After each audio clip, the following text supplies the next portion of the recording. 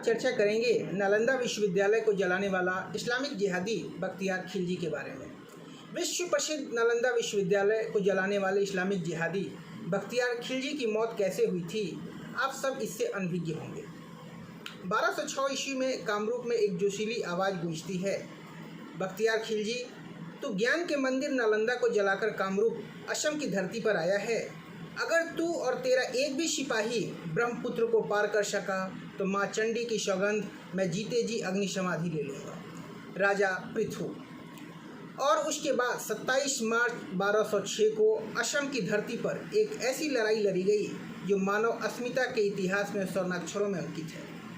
एक ऐसी लड़ाई जिसमें किसी फौजी लड़ने आए तो 12,000 हों और जिंदा बचे सिर्फ 100। जिन लोगों ने युद्धों के इतिहास को पढ़ा है वे जानते हैं कि जब कोई दो फौज लड़ती है तो कोई एक फौज या तो बीच में ही हार मानकर भाग जाती है या समर्पण करती है। लेकिन इस लड़ाई में 12,000 सैनिक लड़े और बचे सिर्फ 100, वो भी घायल अवस्था में। ऐसी मिसाल दुनिया भर के इतिहास में संभवतः कोई नहीं है।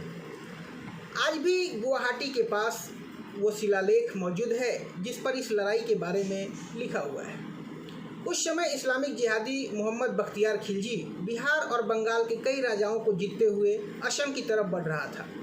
इस दौरान उसने नालंदा विश्वविद्यालय को जला दिया था और हजारों बौद्ध, जैन और हिंदू विद्वानों का कत्ल कर दिया था। नालंदा विश्वविद्यालय में विश्व की अनमोल पुस्तकें, पांडुलिपियाँ, अभिलेख आदि जलकर खाक हो गए थे। यह जिहादी खिलजी मूलतः अफगानिस्तान का रहने वाला था और मोहम्मद गोरी व कुतुबुद्दीन ऐबक का रिश्तेदार था। बाद के दौर का अलाउद्दीन खिलजी भी उसी का रिश्तेदार था। असल में वो जिहादी खिलजी नालंदा को खाक में मिलाकर असम के रास्ते तिब्बत जाना चाहता था, क्योंकि तिब्बत उस समय चीन, मंगोलिया, भारत, अरब व सुदूर पूर्व के देशों के बीच व्यापार का एक महत्वपूर्ण केंद्र था जो खिलजी इस पर कब्जा जमाना चाहता था। लेकिन उसका रास्ता रोके खड़े थे असम के राजा पृथु, जिन्हें राजा बर्थु भी कहा जाता है। आधुनिक गुवाहाटी के पास दोनों के बीच युद्ध हुआ। राजा पृथु ने सौगंध खाई कि किसी भी सूरत में वो खिलजी को ब्रह्मपुत्र नदी पार कर तिब्बत की ओर जाने नहीं देंगे।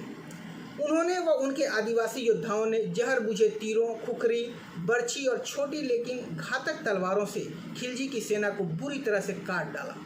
स्थिति से घबराकर खिलजी अपने कई सैनिकों के साथ जंगल और पहाड़ों का फायदा उठाकर भागने लगा। लेकिन असम वाले तो जन्मजात योद्धा थे और आज भी दुनिया में उनसे बचकर कोई नहीं भाग सकता।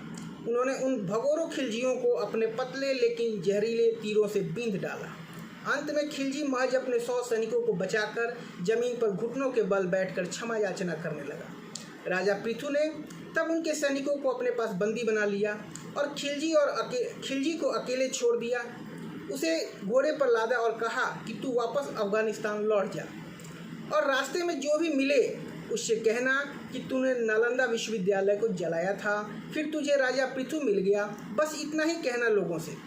खिलजी रास्ते भर इतना बेइज्जत हुआ कि जब वो वापस अपने ठिकाने पहुंचा तो उसकी दास्तां सुनकर उसके ही भतीजे अली मर्दान ने ही उसका सर धड़ से अलग कर दिया। लेकिन कितनी दुखद बात है कि इस बख्तियार खिलजी के नाम पर बिहार में एक कस्बे का नाम बख्तियारपुर है और वहाँ रेलवे जंक्शन भी बख्तियारपुर के ही नाम से है, जबकि हमारे राजा पृथु के नाम के शिलालेख को भी ढूंढना पड़ता है। लेकिन जब अपने ही देश भारत का नाम भारत करने के लिए कोर्ट में याचिका लगानी पड़े तो समझा जा सकता है कि वामपंथी इतिहासकारों ने क्या क्या खेल खेला होगा भारतीय सनातन इतिहास से। वामपंथी जिहादी इतिहासकारों ने कांग्रेसियों के साथ मिलकर अरबी अशरफियों के लालच में इतिहास से छेड़छाड़ कर हिंदुओं को हारे हुए बताकर हीनता भर दिया। हम इतिहास पढ़कर सदा हीन भावना से ग्रसित रहे, हमेशा हारा हुआ बताया गया हमें। आज इतना ही, धन्यवाद।